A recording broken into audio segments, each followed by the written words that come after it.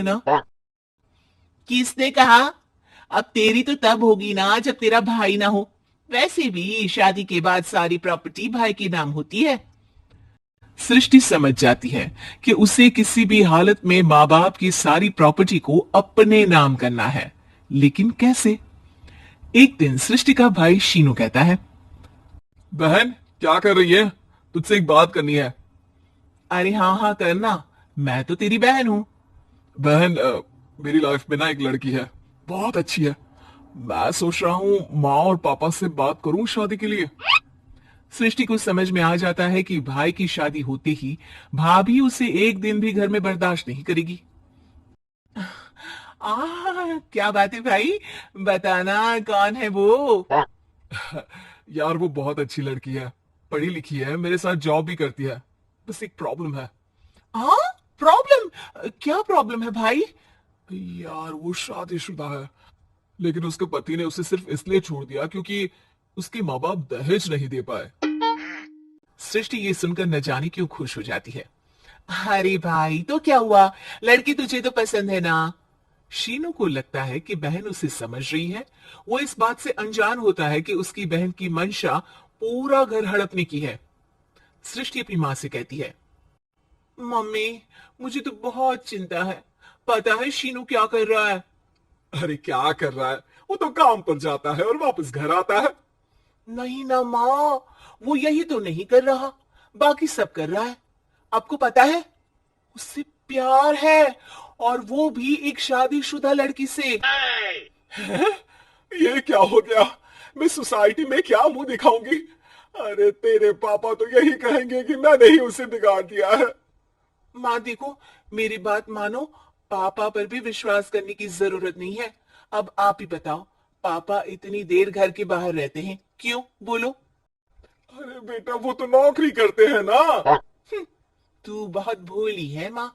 पापा का ऑफिस तो 7 बजे खत्म हो जाता है, लेकिन देखो कितनी देर से आते हैं। अरे नहीं नहीं बेटा, ऐसी कोई बात नहीं है। सृष्टि माँ को एक औरत से बात करते पिता की फोटो दिखाती है। देखो माँ, कैसे है पापा? मैं ना कहती थी कि पापा सही नहीं है। मैं तेरे पापा से बात करूंगी। दे फोटो मुझे। ओ ओ माँ, वो तो डिलीट हो गई। लेकिन चल, तूने तो देख लिया ना। पापा से बाद में बात कर लेना, और हाँ, मेरा नाम बिल्कुल मत लेना, हाँ माँ? अब क्या था, सृष्टि की माँ और पिता के बीच झगड़ा होना शुरू हो जाता है। सृष्टि के मन में क्या चल रहा था कोई नहीं जानता था। एक दिन, माँ, सृष्टि के लिए एक लड़का देखा है। वो लोग शाम को उसे देखने आने वाले हैं। और हाँ माँ, एक खुशखबरी, मैं और पापा मिलकर एक नया बिजनेस ट्राई कर रहे हैं। शाम को लड़का आता है, सांवले रंग का। सृष्टि को तो बिल्कुल भी पसंद नहीं आता। लड़की की माँ कहती है, लड़की का चेहरा तो कोई खास नहीं, लेकिन अगर मेरे बेटे को आप लोग सेटल कर दें तो मैं उसकी शादी आपकी बेटी से करवा दूं। सृष्टि को लड़का बिल्कुल पसंद नहीं था। उसे भाई पर गुस्सा आ जाता है। लड़के वालों के जाने के बाद कहती है, माँ देखा, शीनू मेरे लिए कैसा लड़का लेकर आया, न दिखाने लायक न सुनने लायक, सेटल भी नहीं, वो भी हम करे। अरे माँ, मैं जानती हूँ ये मेरी शादी किसी भी घर में क्यों करवाना चाहता है। अरे, कैसी बात कर रही है बहन? तूने तो देखा ना, लड़के को मैंने ही मना कर दिया तुझसे शादी के लिए। जिसने लड़का बताया था उसने उसकी बहुत तारीफ की थी। बात आई गई हो जाती है, लेकिन सृष्टि का मन शांत नहीं होता। क्या करूं, कुछ समझ में नहीं आ रहा।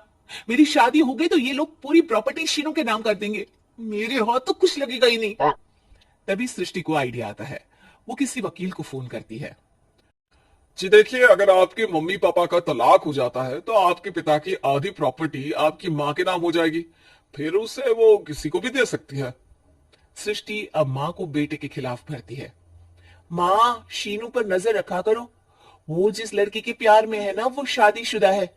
यहाँ आएगी, सारा पैसा रुपया जमीन जायदाद सब हड़प लेगी। पापा का भी हाल तुमसे छुपा नहीं है। ऐसा ना हो कि मैं और आप एक दिन सड़क पर भीख मांगे। हे भगवान, मैं तो जीते जी मर जाऊंगी अगर ऐसा हो गया तो। ऐसा हो गया नहीं माँ, ऐसा ही होगा। अभी समय है, आगे का सोच लो।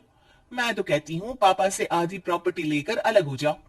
पापा की आधी प्रॉपर्टी भी हम लोगों को अगर मिल जाती है ना, तो अगले 7 जन्म सफल समझो। बेचारी माँ बेटी के कहने पर पति से तलाक लेकर अलग हो जाती है। सृष्टि अब पैसों से गाड़ी और अपने दूसरे महंगे शौक पूरे करने लगी। उसके दोस्त भी उसके पैसे इस्तेमाल करते। सृष्टि, कल तुम कहाँ थी? मैं सारा दिन घर पर अकेली थी। तो मैं क्या करूं? मैंने ठेका तो नहीं लिया है ना तुम्हें संभालने का। मां को सृष्टि से ये उम्मीद नहीं थी। वो बैठकर रोने लगती है। वहीं उसका पति यानी कि सृष्टि के पिता आ जाते हैं। मैं जानता था कि तुम्हारा यही हाल होगा, तो आपने मुझे रोका क्यों नहीं? मैं रोकता तो तुम रुकती क्या?